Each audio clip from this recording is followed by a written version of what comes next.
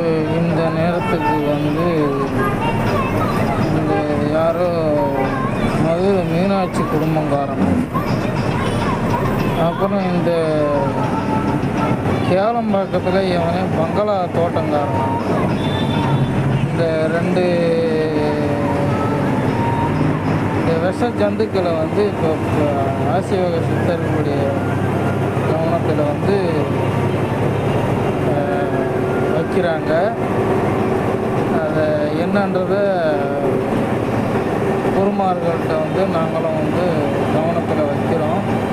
இந்த ரெண்டு விஷக்கிருமிகள் வந்து இந்த தமிழ்நாட்டுக்கு பெரிய தலைவலி. அதனால் இவனுங்களை என்ன பண்ணுறதுன்னு வந்து குருமார்கள் வந்து முடிவெடுப்பாங்க. பிரபஞ்சம் துணை கொண்டு தான் இவனுங்க திமிரெல்லாம் அடக்கணும். தமிழ்நாட்டுக்கு இவனுங்கெல்லாம் தேவையில்லாத ஒரு தலை